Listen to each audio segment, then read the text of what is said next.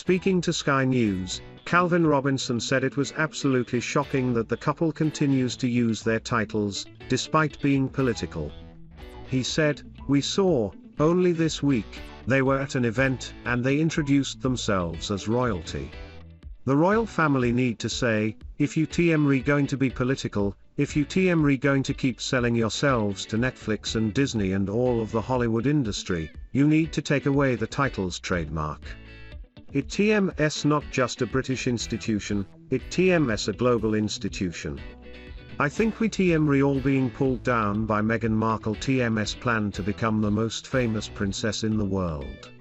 When Meghan and Harry stepped back from royal duties at the start of last year, the agreement with the Queen was that the couple would formally retain their titles but they would no longer use their HRH titles. Asked, should the couple use their royal titles for business or political purposes? 73% in the UK and 59% in the US said they should stop. However, in Britain, people were divided when asked whether the couple should be able to keep their titles. Almost half of UK respondents, 48%, believe the couple should be stripped of their titles compared to a third, 33%, in the US. Earlier this month, the Duchess of Sussex faced controversy after she used her royal title to sign off a letter to Congress, lobbying them for paid parental leave. In her overtly political letter, she said, "No family should have to choose between earning a living and having the freedom to take care of their child, or a loved one, or themselves, as we would see with a comprehensive paid leave plan. In taking care of your child, you take care of your community, and you take care of your country because when paid leave is a right, we TMR creating a foundation that helps address mental health outcomes, health care costs, and economic strength at the starting line. Instead, as it stands now, we spend a fortune as a country paying into symptoms rather than causes. Paid leave should be a national right, rather than a patchwork option limited to those whose employers have policies in place, or those who live in one of the few states where a leave program exists. If we TMR going to create a new era of family-first policies, let TMS make sure that includes a strong paid leave program for every American that TMS guaranteed, accessible, and encouraged without stigma or penalty." She also drew criticism for using her royal title when making a series of cold calls to US politicians to lobby for the policy. Meanwhile, earlier in November, the 40-year-old royal was mocked on social media for introducing herself with her name and her title at a children's book reading. Introducing herself, she said, "I am Meghan, the Duchess of Sussex, and today I am going to read you my book called The Bench." However, the Duchess has defended her decision to lobby for paid parental leave, describing it as a humanitarian issue. Speaking at a New York Times event, she said, "There TMS certainly a precedent amongst my husband TMS family and the royal family of not having any involvement in politics but paid leave, from my standpoint, is a humanitarian issue. My husband has always said, with great privilege comes great responsibility, but even before I had any sort of privilege in my life, when my life and my lifestyle were very different, I always stood up for what TMS right," she added. Buckingham Palace announced Her Majesty has sprained her back and was disappointed that she would miss the annual service, but some fear there is more to the story. Piers Morgan took to Twitter to share his concerns, saying that it might be more of a serious situation than is being made by palace officials and there's something we're not being told about her health. Prince Harry's intervention on misinformation and social media was met with a backlash this week. The Duke of Sussex spoke out about misinformation as a global humanitarian crisis during the Rewired conference in New York. Historian and royal expert Dr. Tessa Dunlop told Palace Confidential that it was time for Harry to take a step back. She said, "In relation to Harry and Meghan, and this torturous toing and froing with social media, I agree they need to take a step back. They TMR clearly spending way too long scrolling. There seems to be ambiguity around his messaging. I am fond of him and I think he could be better advised to steer clear of big issues like the First Amendment when it comes to social media." Daily Mail TMS royal editor Rebecca English told Palace Confidential, that Harry's speech turned into one of his predictably boring and pedestrian diatribes about the media.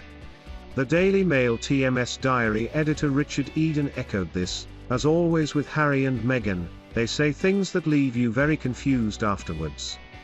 He pointed to Harry's claim about Jack Dorsey, the CEO of Twitter.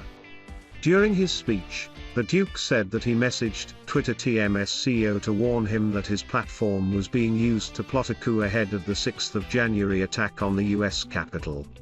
The Prince was speaking as part of a panel at Rewired TMS 2021 conference that examined how misinformation on social media spreads lies, hatred and propaganda.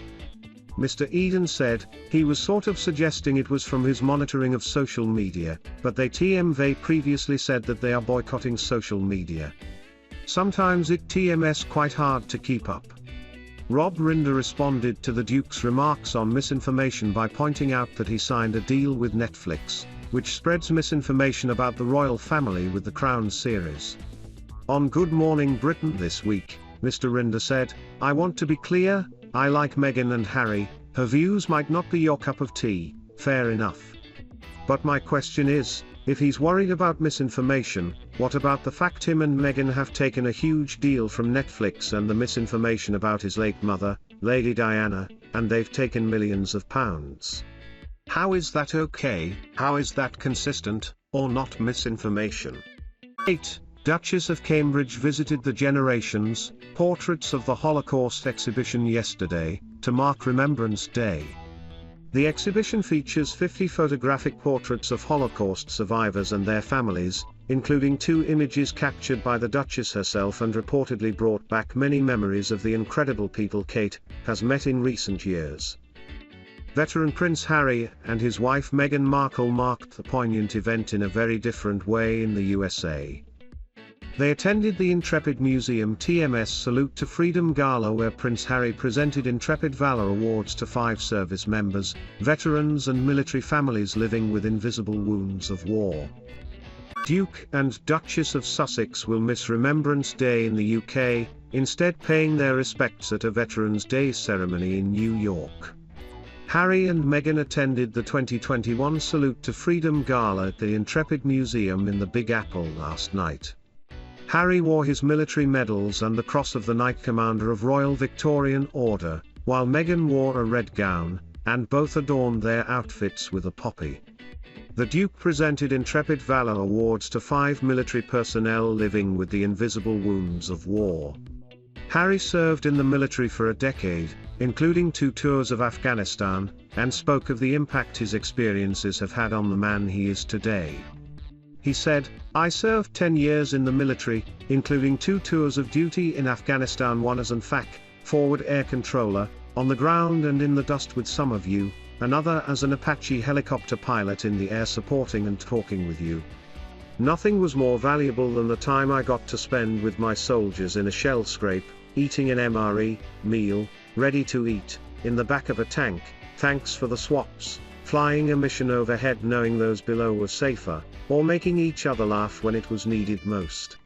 My experience in the military made me who I am today, and I will always be grateful for the people who I got to serve with wherever in the world we were."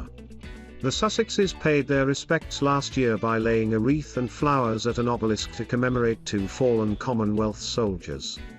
Meghan wore a black wool coat, and Harry a blue suit with his army medals. They released a series of photographs afterwards.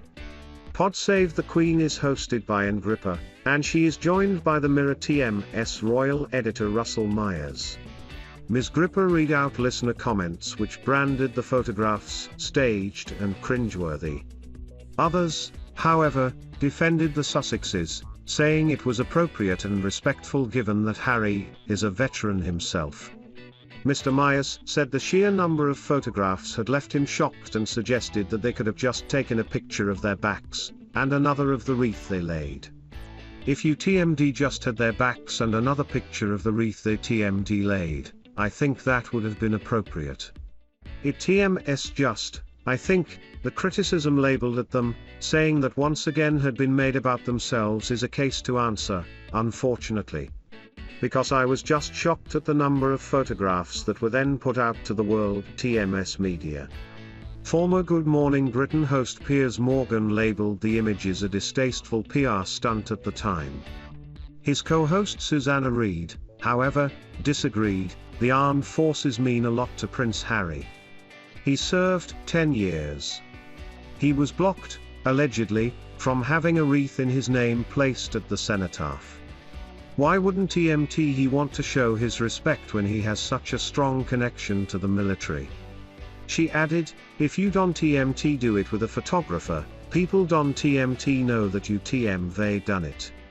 Buckingham Palace reportedly denied Harry TM's request to have a wreath laid for him at the service in Whitehall. However, Ms. Gripper pointed out on Pod Save the Queen that Harry could have separately arranged to have a wreath laid on his behalf, as the cenotaph is a public monument. It did not need to be part of the official ceremony. She said, the cenotaph is there, TMS on a public road after the official ceremonies happen, people can lay wreaths. She added, if he wanted to leave a wreath and pay a private respect, he could have done so, but it didn't need to be as part of that ceremony. While coronavirus restrictions at the time would have made it difficult for Harry to attend, he could have asked someone to lay one for him in his absence. To subscribe to Pod Save the Queen, go to your normal podcast provider.